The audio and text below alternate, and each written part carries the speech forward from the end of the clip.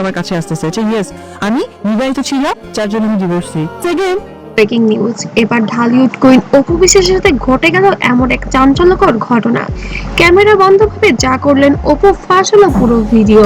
Camera বন্ধ, সবকিছু শেষ, কেউ আর আমার সাথে সাকিবের যে আজও বৈবাহিক সম্পর্ক আছে, সেটা আমাদের সন্তান। দেখছে না এমনটাই ভেবেছিলেন তিনি, কিন্তু হঠাৎ করেই তখনই ঘটে যায় এমন একটি ঘটনা যা মুহূর্তেই ভাইরাল হয়ে যায় সোশ্যাল মিডিয়ায়। ঢালিউডের জনপ্রিয় অভিনেত্রী এমন ভাবে বলা হয়েছে, সেটা অনেক সময় ভালো মন্দ দুদিক থেকেই আসলে অপু বিশ্বাস, তার একটি মুহূর্ত যা ক্যামেরায় ধরা পড়ে, আর এখন সেটাই আলোচনার কেন্দ্রবিন্দু। কি ছিল সেই মুহূর্ত, সত্যি নাকি শুধুই গুঞ্জন? ভিডিওটি শেষ পর্যন্ত দেখুন। আমি বেশ কিছুদিন ধরে বলছি যে গণমাধ্যমকে আমি আমার ব্যক্তিগত কোনো কিছু আসলে বলতে চাই না, কারণ ব্যক্তিগত ব্যাপার। তাহলেই জানতে পারবেন কি ঘটেছিল সেই মুহূর্তে।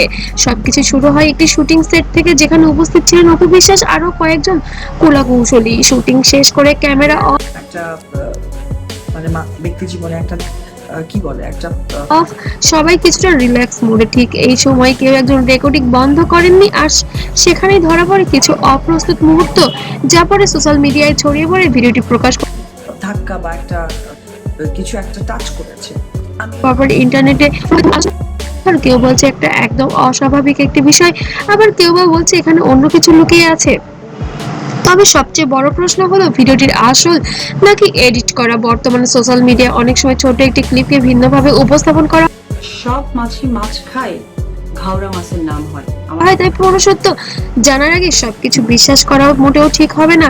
ঘটনার পর অপু বিশ্বাস সরাসরি কিছু না বললেও তার ঘনিষ্ঠ সূত্র জানা যায় তিনি বিষয়টাকে খুব একটি গুরুত্ব দিতে চান না, কারণ একজন অভিনেত্রীর জীবনে এবার জেনারেশন নাও হতে পারে, হয়। তো সেই জায়গা থেকে এমন অনেক ভুল বোঝাবুঝি তৈরি হয়, তিনি বরং ফোকাস করছেন তার কাজ এবং পরিবারে। ভিডিওটি ভাইরাল হওয়ার পর ফ্যানদের মধ্যে তৈরি হয় মিশ্র প্রতিক্রিয়া। কেউ তার পাশে দাঁড়িয়েছে, দিলাম সে একটি টাকাও দেয় না, আর আমিও মনে করি না যে কেউ বা আবার সমালোচনাই করছে। বিশেষ করে সাকিব খানের সাথে তার পুরনো সম্পর্ক টেনে এনে অনেকেই নতুন করে আলোচনা শুরু করেছে, কিন্তু বাস্তবতা বেশি দেখ, বিকজ আমি ইন্ডিপেন্ডেন্ট। আমি শুরুর দিনকেও আমাকে যখন সাংবাদিকরা বলেছিল যে হলো সোশ্যাল মিডিয়ায় সবকিছুই অনেক সময় বাড়িয়ে ফেলা হয়। এই পুরো ঘটনা থেকে আমরা কি শিখতে পারি? প্রথমত, ক্যামেরা কখনো পুরোপুরি বন্ধ আছে কিনা সেটা নিশ্চিত হওয়া জরুরি। দ্বিতীয়ত, আমার বউ আমার না, তখন আমি বলেছিলাম যে খুব ভালো কথা, যে অ্যান্সারটা আমি চেয়েছিলাম সেই অ্যান্সারটা সে দিয়েছে। বাট সোশ্যাল মিডিয়া ছড়ানোর সব খবর সত্যি নাও তো হতে পারে। অপু বিশ্বাসের মতে একজন তারকার জন্য এই ধরনের উপস্থিতি সামলানো সহজ নয়, তবুও টাকা তো তার, সো দ্যাট মিনস সামাজিক অবস্থানটা তার জন্য অনেক বেশি পজিটিভ। আমাকে টাকা দেওয়ার দরকার নেই। তিনি শক্তভাবে নিজেকে ধরে রেখেছেন। তাহলে বন্ধুরা, আপনার কি মনে হয় এই ভিডিওটি সত্যি নাকি শুধুই ভুল বুঝাবুঝি?